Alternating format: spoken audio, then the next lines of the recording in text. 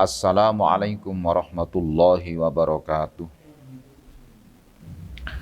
Alhamdulillahilladzi ja'alal Qur'ana shifaan faman dawama ala qiraatihi wa tadabbara ma'aniyahu unzila alaihi sakinah wa nala hana'an. Allahumma sholli ala sayyidina Muhammadin wa ala alihi wa sahbihil mustajabina du'aan. Amma ba'du.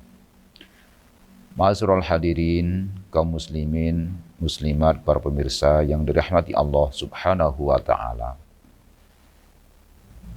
Marilah dalam kesempatan kali ini kita senantiasa bersyukur kehadirat Allah Subhanahu wa taala karena masih diberikan kesempatan untuk berjumpa lagi dengan bulan Ramadan yang mulia ini.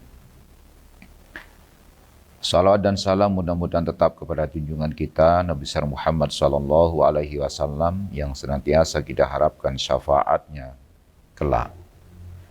Ma'asyiral hadirin, kaum muslimin dan muslimat yang dirahmati Allah.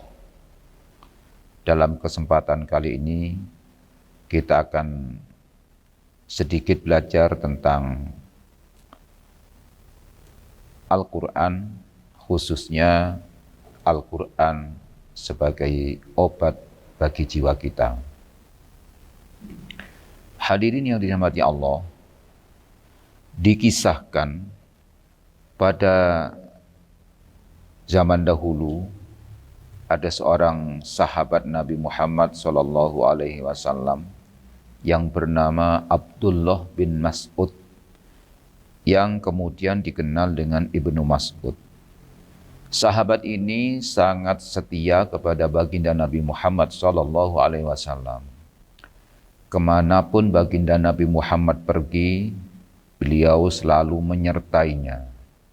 Selalu membawa perlengkapan-perlengkapan yang dibutuhkan oleh baginda Nabi Muhammad sallallahu alaihi wasallam. Beliau ini adalah seorang khodim atau pelayan yang sangat setia sekali. Bahkan kedekatannya melebihi dari sahabat-sahabat yang lainnya. Dan bahkan Ibnu Mas'ud ini pernah diizinkan oleh Rasulullah untuk masuk ke ruangan atau kamar beliau. Di satu-satunya mungkin di antara para sahabat yang diberikan izin untuk masuk ke ruangan beliau adalah Ibnu Mas'ud ini. Nah, karena kedekatannya inilah, maka Ibnu Mas'ud ini menjadi sangat mahir, sangat ahli, sangat memahami tentang Al-Quran. Sehingga sahabat Umar dan Abu Bakar pernah memberikan kabar gembira kepada Ibnu Mas'ud sebagaimana yang disabdakan oleh baginda Nabi Muhammad SAW. Man sarrohu ayyakro al-Qur'ana ghaddan kama unzila fal yaqra'ahu ala qiraati ibni ummi abdin. Siapa yang ingin membaca Al-Quran dengan pelan sebagaimana ketika dia diturunkan, hendaklah dia membacanya sebagaimana cara membaca Ibnu Mas'ud. Hadis riwayat Ahmad. Ma'asyiral hadirin yang dirahmati Allah, dalam hal ini disampaikan siapa yang ingin baca Al-Quran dengan pelan, artinya bacaan dengan tartil, sebagaimana ketika Al-Quran diturunkan, maka hendaklah dia membacanya sebagaimana bacaan Ibnu Mas'ud. Pada suatu kesempatan, baginda Nabi Muhammad SAW meminta kepada Ibnu Mas'ud untuk membacakan ayat-ayat Al-Quran. Lantas Ibnu Mas'ud pun mendengar permintaan baginda Nabi Muhammad ini, kaget. Kemudian dia menyatakan, "Wahai Rasulullah, kenapa engkau memintaku untuk membacakan Al-Quran? Padahal Al-Quran diturunkan kepadamu melalui malaikat Jibril. Pantaskah saya untuk membacakan Al-Quran ini di hadapanmu?" Kemudian baginda Nabi menyampaikan, "Bacakanlah, saya ingin mendengarkan bacaan Al-Quran dari orang lain." Kemudian Ibnu Mas'ud pun akhirnya melaksanakan apa diberitakan Nabi ini. Beliau membaca Al-Quran dengan tenang, dengan sebagaimana disampaikan oleh malaikat Jibril, dia membacakan dengan baik, kemudian baginda Nabi menjadi pendengar yang sangat setia.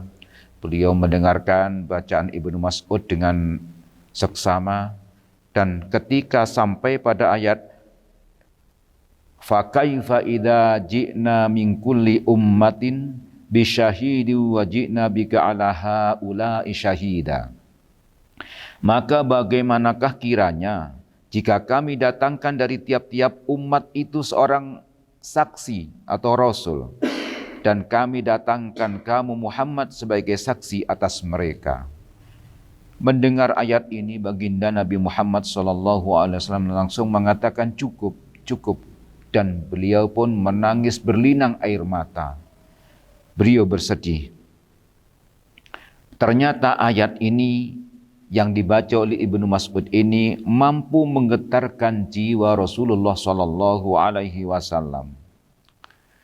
Sehingga beliau pun meneteskan air mata, berlinang air mata, menangis karena bacaan Ummu Ibnu Mas'ud ini. Nah, dari kisah ini memberikan pelajaran yang berharga kepada kita semuanya tentang pentingnya membaca kitab suci Al-Quran. Rasulullah saja yang Al-Quran diturunkan kepadanya, beliau masih merasakan kerinduan kepada Al-Quran. Buktinya beliau meminta kepada Abdullah bin Mas'ud untuk membacakannya, dan saat dibacakan oleh Ibnu Mas'ud beliau pun menangis, padahal beliau sudah tahu dari Al-Quran itu sejak dari awal. Nah, hadirin yang dirahmati Allah Subhanahu wa taala, pelajaran yang bisa kita ambil dari peristiwa atau dari kisah di atas adalah betapa pentingnya kita untuk membaca Al-Quran, baik kita paham atau tidak tentang arti yang ada di dalamnya, tetapi membacanya itu adalah sebuah ibadah. Bahkan di dalam hadis yang lain, Nabi pernah menyampaikan majtama'a qaumin fi buyutin min buyutillah yatsluna kitabahu wa yatadarasu bainahum illa nazalat alaihimus sakinah wa ghasyiyatuhumur rahmah wa haffathumul malaikah wa dzakarallahu fi man indah. Nah, mungkin yang saya baca ini adalah hadis yang mungkin redaksinya bisa saja tidak sama, kan tapi mudah-mudahan ini tidak salah ya. Jadi insya Allah saya mengingatnya seperti itu. Jadi tidaklah berkumpul suatu kaum dalam sebuah rumah dari rumah-rumah Allah yang di dalamnya dibacakan Al-Quran dan mempelajari apa yang ada di dalamnya, kecuali akan diturunkan ketenangan, diliputi oleh malaikat, dan akan didatangi atau dipenuhi oleh rahmat Allah Subhanahu wa ta'ala, dan bahkan Allah akan membangga-banggakan mereka di hadapan para malaikatnya. Ma'asyiral hadirin, kaum muslimin muslimat rahimakumullah. Jadi Al-Quran yang diturunkan kepada baginda Nabi Muhammad SAW ini memang benar-benar punya mukjizat yang sangat luar biasa. Karena hanya dengan membacanya saja itu sudah mendatangkan ketenangan. Dan bahkan ilmuwan-ilmuwan dari Barat, dari Amerika, itu pernah melakukan sebuah penelitian bahwa pembacaan ayat-ayat Al-Quran yang dibacakan kepada responden yang mereka coba itu memang memberikan suatu manfaat, memberikan suatu ketenangan tersendiri dibandingkan dengan memperdengarkan yang lainnya selain ayat-ayat Al-Quran. Bahkan sesama bahasa Arab, perbandingannya adalah sesama bahasa Arab. Diperdengarkan bahasa Arab yang bukan Al-Quran, kemudian diperdengarkan Al-Quran, maka hasil penelitian itu menunjukkan bahwa memperdengarkan Al-Quran kepada seseorang atau orang yang mendengarkan Al-Quran itu pasti jiwanya akan merasa tenang dan nyaman.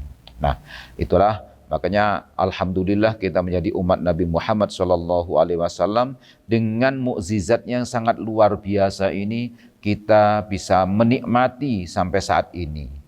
Kalau kita bandingkan dengan nabi-nabi yang lain yang sesama-sama mempunyai mukjizat, tapi mukjizat terbesar dan luar biasa diberikan kepada Nabi Muhammad adalah Al-Quran, yang sampai kita umatnya yang jauh sekian ribu tahun saja masih bisa menikmati mukjizat yang diberikan oleh Allah Subhanahu wa taala berupa Al-Quran, yaitu diantaranya dengan membacanya akan mendatangkan ketenangan tersendiri bagi kita.